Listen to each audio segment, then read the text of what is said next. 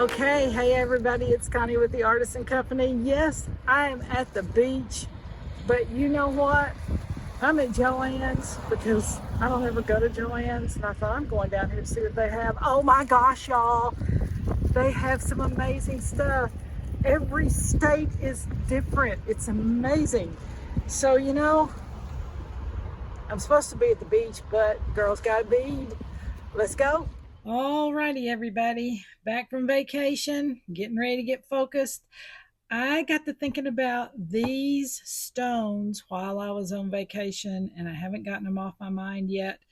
These right here, it's called a gray Map Stone Jasper. So let me put these up so you can see a little closer. This is a heart shape. You can do any shape you want to. I got these from Stones and Silver. I think they're sold out. I know their stones go extremely quickly. So you snooze, you lose with them, but they have beautiful things. But nonetheless, you can use any heart shapes stone or bead that you want. You can get hearts in acrylic, you can get them in stone, you can get them in glass, and probably Amazon or Fire Mountain or anywhere like that, or maybe your favorite bead store that you shop at probably has something similar to a heart, or actually have hearts, or can get you some. So don't sweat that part of it. But anyway, but this is a gray map stone, and I love the matrix in this stone. This one, particular stone right here, has a little bit of matrix. Let me get this one off the bottom down here. This is going to be my center point. Look at this thing. Is this not gorgeous? Oh my goodness, y'all. I mean, gray stones, a lot of people go, oh, they're just blasé. They're really not, especially if you put something with them that really brings out that beautiful gray.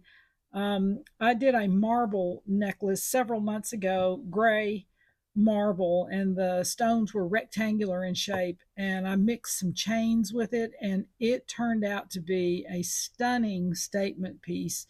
A real good friend of mine absolutely had a fit because she said, oh my gosh, this has my name on it. So don't underestimate the gray stones. Check them out. But anyway, this is called Gray Mapstone Jasper. That's what we're working with today. Okay, and you will also need, if you're going to do something similar to this or exactly like this, hopefully you won't do it exact. Hopefully you'll put your signature on it. But nonetheless, if you do, this is what you'll need. And this is going to be about a 17-inch roughly, so you can do yours whatever. These stones right here are a 20 by 20 millimeter. These are. Okay, then you're going to need some 6 millimeter round hematite, which is this one. Then you will need a 3 millimeter bead cap in silver. You will need a 5 millimeter bead cap in copper. And then I'm using a decorative bail right here. And this bail in particular is 20 by 10 millimeter. This one is, and it's a filigree kind of look. It's solid on the back. Let me turn it over. It's solid on the back, silver, but it's kind of a filigree on the front. So I'm using this as my centerpiece. Then you will need, I'm using in between these, I'm using garnets. I started to use red coral and I just thought it was too vibrant.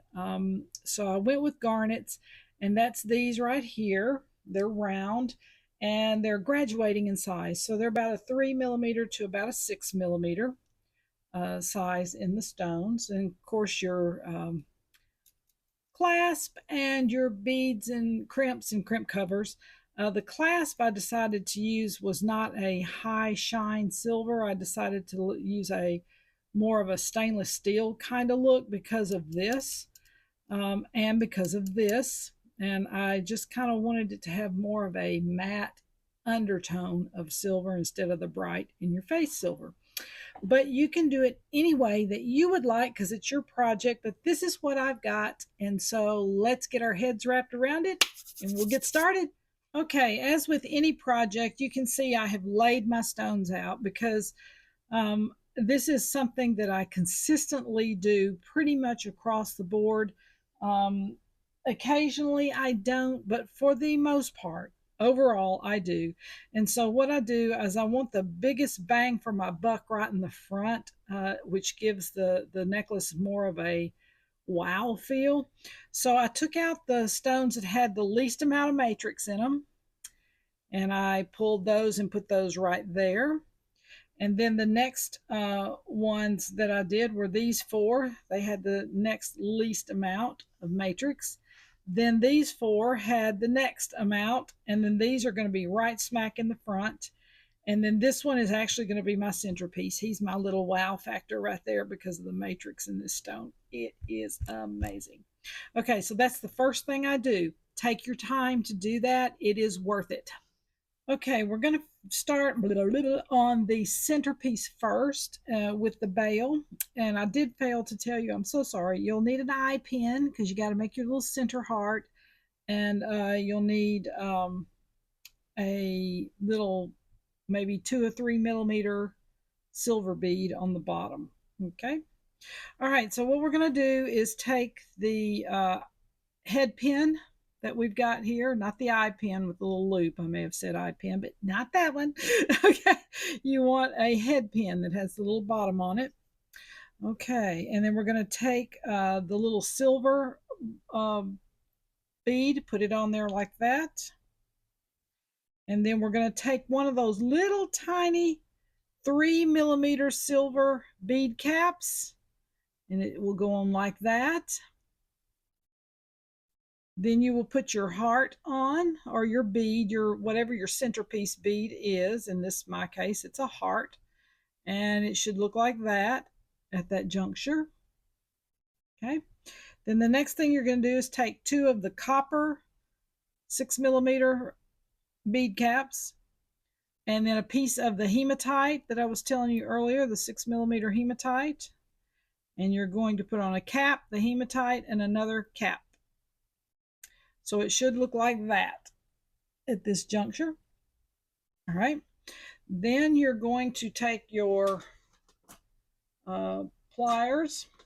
I didn't have my tool out, blah, blah, blah, blah.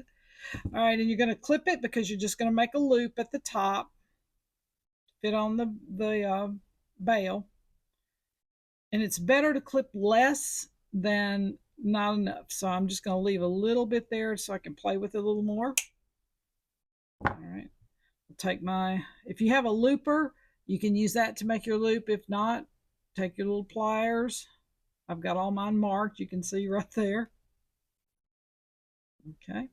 And then I'm going to take this and loop it onto the bottom of the bail, the little eye down there on the bottom. I may have got my hole a little too tight there. Let me open it up just a hair. Got it a little too tight. Didn't mean to do that. I can tell I've been on vacation. Oh my gosh, y'all. Trying to get my hands back into gear here. Ah, okay. All right. So, and then we're going to close it up all the way, Shaw, not part of the way. All right. So it should look like this at this part. Okay, that's where we are. All right, next thing. Okay, I went ahead and laid it out just to expedite time for the video. I'm only going to bead 1/2 just to show you the pattern, and then I'll do the other half off camera and then come back. All right, so since this is going to be your centerpiece right here, the 2 little, sorry, I can tell I have been on vacation, y'all. Oh my gosh. Shaw, get your head wrapped around it. Okay, you can see there's a lot of space right in here, and you don't want to leave that space. So what I'm doing is I'm taking 2 of the smaller little pieces of garnet that I have, and I'm just going to slide them onto the wire. If I can find the hole right there. 1, 2. And this is what's going to fill in the gap there within the bail. Oh, that's not it. Boy, these garnets are dark. All right. And so when we get to this part of it, it will go under just like that. It'll fit underneath here and it will keep everything nice and tight. Alrighty, I'm going to do this backwards. We've got the two little stones here that will fit underneath the bail so that these stones will fit a little tighter. So I've got the very first heart on there and it goes right down to the bail, just like that. Okay, let me make sure I'm in the camera. Let me scoot up. And then I've got one of the 6mm garnets, and then I've got a copper bead cap. And we're going to go to the next one, like that. One of the large garnets. They are really dark red. Oh my goodness. When I was thinking about this, and I kept thinking about it in my sleep, and I was going, wow, what is it about this? What is it about this?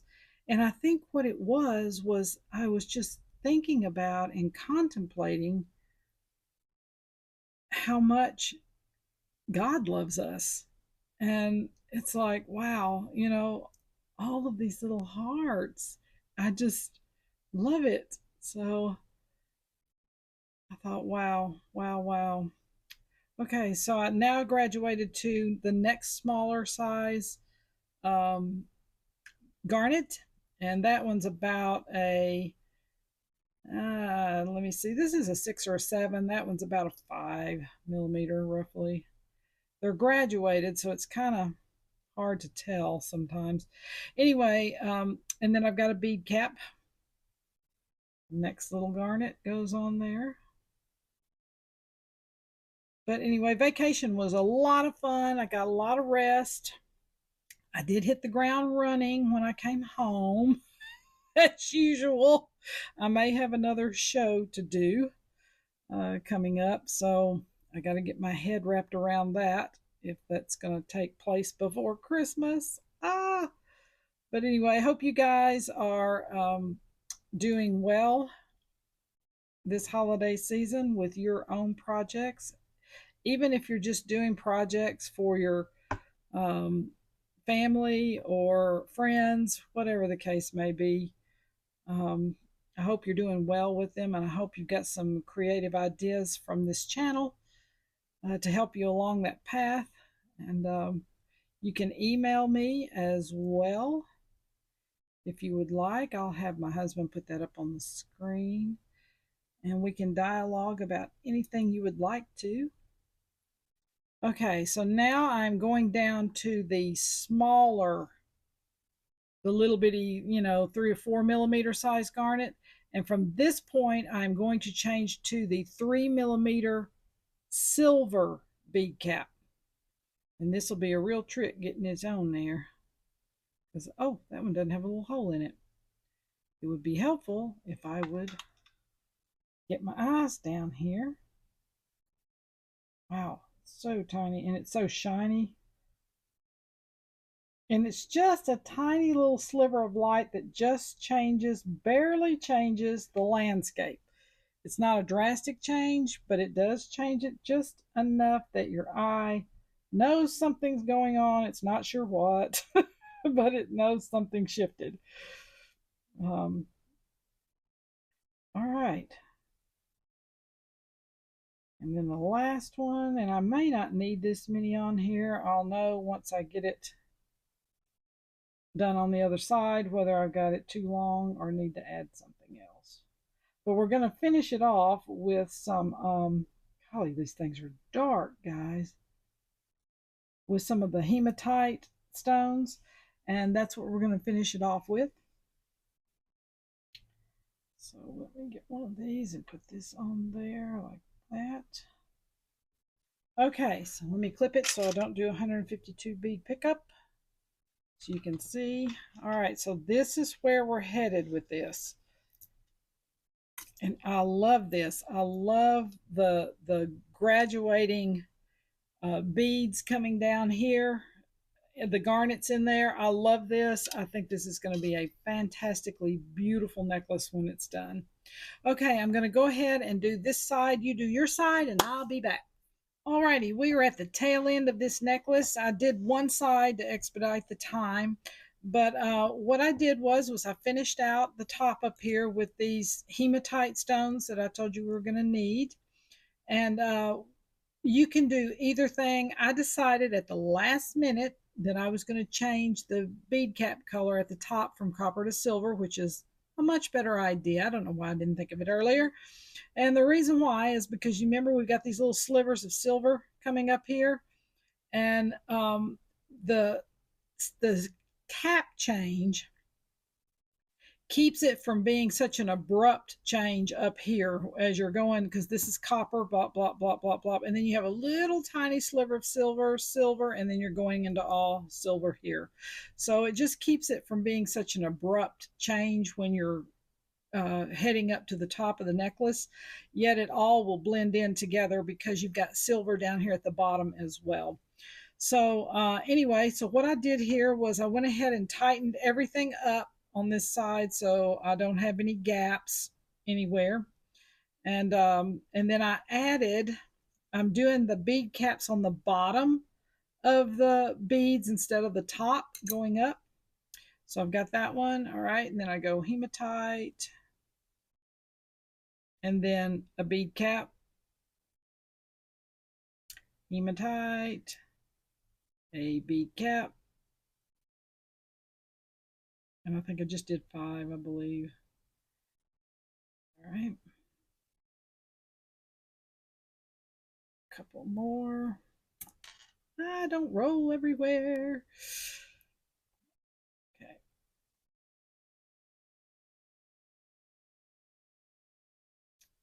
Okay, 1, 2, 3, 4, 5 right there. Okay, so once I did that, I got the 5 here. And then I'm going to cap the top of it. So it'll be a finish off at the top. Blah, blah, blah, blah. Let me get it on there. Well, doggone it. This little guy's being cantankerous. Let me just get another one. Maybe he doesn't want to be on this necklace. Maybe he wants to be somewhere else.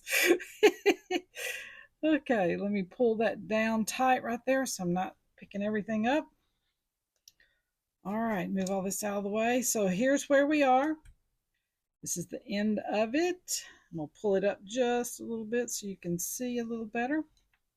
Okay, so because this bail, just so you'll know, and your bail may be different and you may not have this issue, but because remember I showed you the bail here had such a wide opening on it, because it does, and I added those 2 little garnet beads in there if you remember, but it's also wide going up and down, not just the inside of it. So these 2 beads, once I put it on there, they come down and they kind of slide down to the middle of the bail instead of staying up here on the top. They kind of slide down here to the middle of the bail, so they're going to land about like that on the necklace instead of them landing with the tips up here on the top. They're going to land with the tip of the heart in the middle right there, which is fine. I like that too. It kind of actually, when I hold it up, what it does is it kind of actually makes the necklace square off down here instead of being a round U shape down at the bottom. It kind of makes the U kind of a square shape instead of that rounded shape down here. And I kind of liked it. I thought it was beautiful, so I decided not to change it. But anyway, I'm going to go ahead and put this side of the clasp on, and then we'll get back. But I'm going to double check to make sure.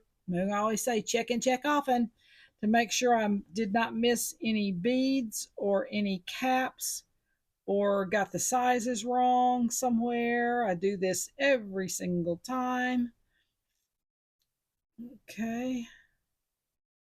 All righty. Okay, everything looks good. I'll put the clasp on and we'll get back.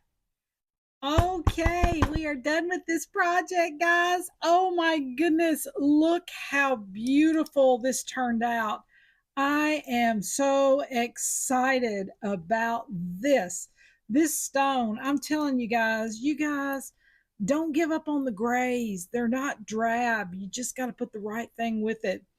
But oh my goodness, this is so beautiful. And you can see how it does the little square U instead of the rounded U right here. I love this. I am so excited about this. It will be in the shop um, pretty soon. Anyway, please remember to like and subscribe. Send me some comments. I will answer you back. And I'm loving the interaction you guys are having with me. It really encourages me to keep going. So hopefully we will have some more interesting things for you in the future. You guys have a great day. Bye.